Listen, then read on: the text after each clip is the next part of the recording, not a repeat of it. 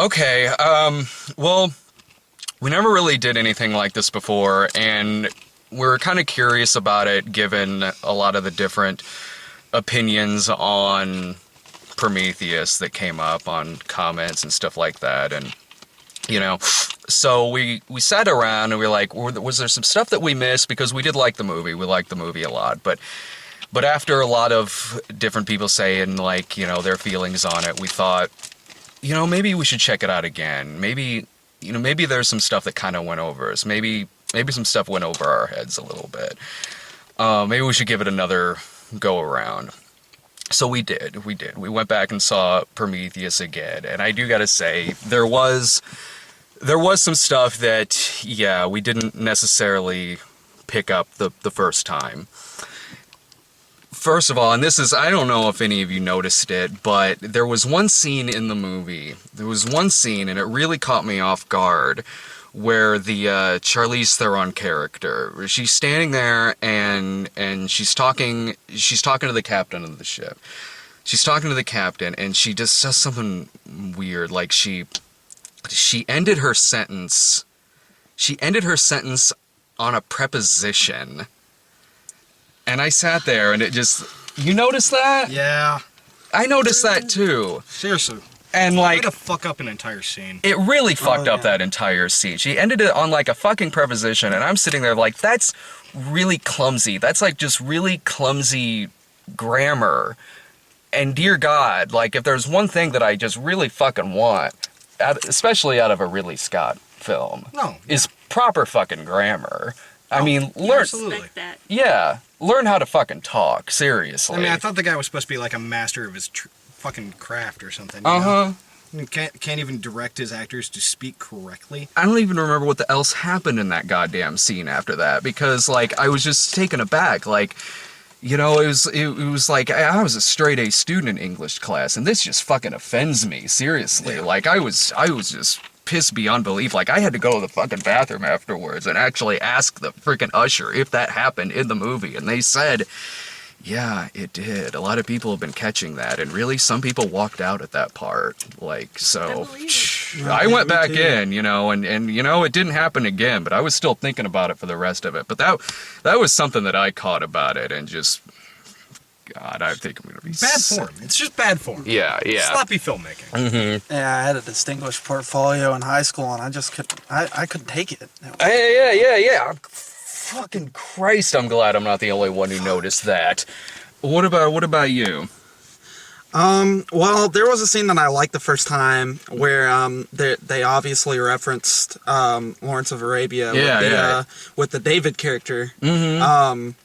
He had he was sort of like combing his hair the same direction as the Peter O'Toole character in Lawrence of Arabia, and it just didn't work for me the second time because I noticed that he cut his hair like his hair's just like a quarter of an inch too short.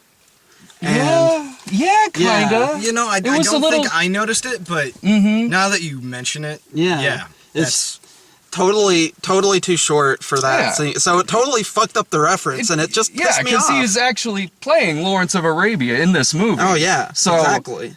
At least get the hair right. And that's not even the worst part about it, because I noticed that I don't think that's Michael Fassbender's natural hair color either. And unless he's dyed it in every other movie. Yeah, exactly. It's possible, you know. It's possible, and even so, it's still not the right. It's not the right fucking color. That's true. It's true. It's not the right color. It just doesn't match the same. Peter O'Toole was a bit more of a sandy blonde, was he not? I mean, yeah, exactly. He was a little sandier than Fassbender in this one.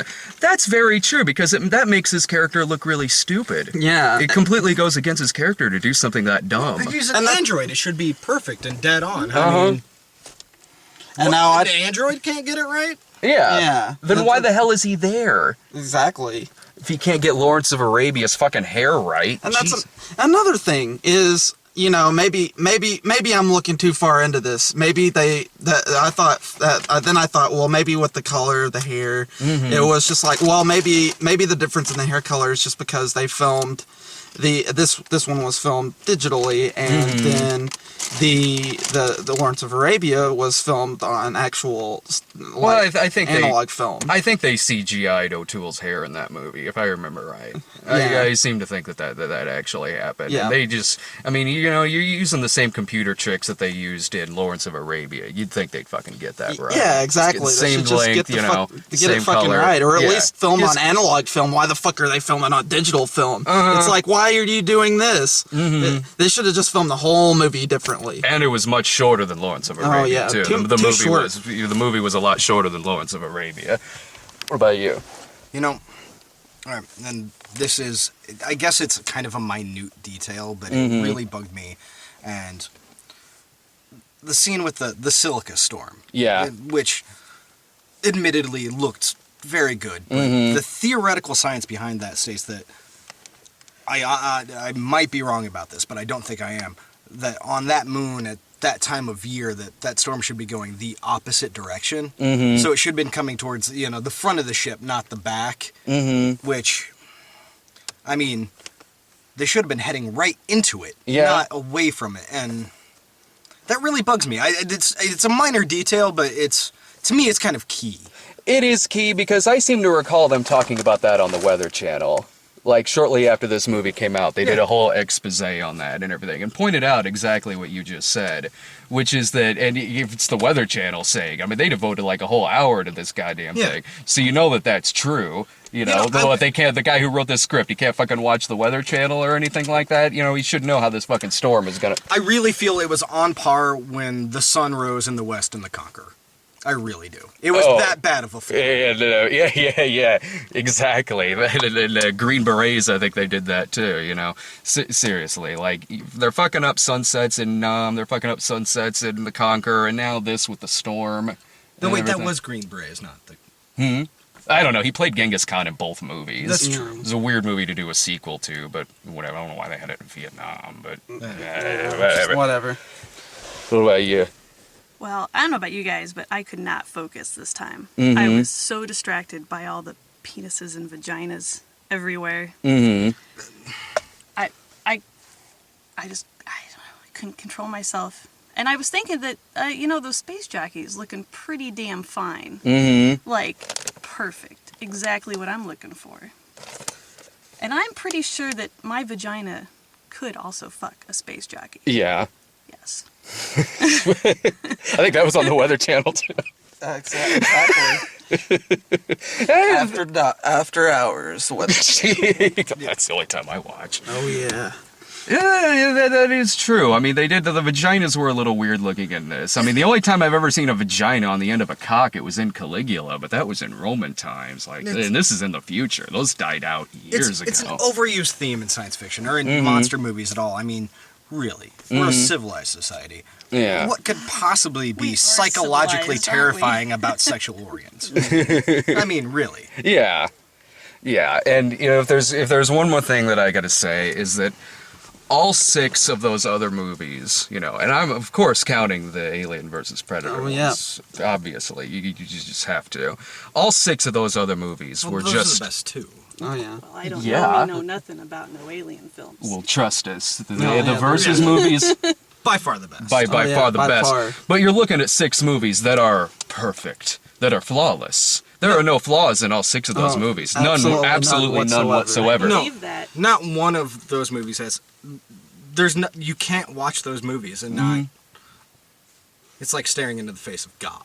You're exactly right, because from what I understand, Jesus personally ghost wrote all 6 of those movies. He did. He came back to Earth to personally write those movies, which honestly goes against the continuity of Prometheus, because the space jockey is obviously Jesus. There was nothing in this That's about... why I'm turned on. See? Right, yeah, it's the abs. So he personally wrote all 6 of those movies, but that can't be the case if he's the space jockey. The space jockey didn't write those fucking movies. Jesus did, and they were that perfect. And since Jesus didn't write this movie, it's terrible. It's 0 stars. It wasn't a masterpiece. It's terrible. No, that's fucking bad. I don't know what the fuck I was thinking the first time. Jesus Christ. I was high. I was. Yeah, I think the first movie I drank a little with Irving beforehand, and I think the first time, and I really think it altered my perception where I gave praise to something just deserved none. None whatsoever. Yeah, maybe it was the fact that this time we saw it in 2D. Yeah. So, the 3D blinded us with those dark glasses. It just... We still wore them. We still wore the glasses. Oh, yes. Yeah. Why not? Yeah, well, we still wore them because we did that the first time. Well, the 2D version was so bright that we had to, we needed to dim it down. Yeah, it did, and that's why, with the dimmed down lights, that's how we saw all of this other stuff. And that's what I got. That's all I got for this. Does anyone have anything else? I just really wanted this movie to be... I wanted it to be everything I've been waiting for. It's filled me with so much rage! Just fucking nerd rage! Ah! We are dicks.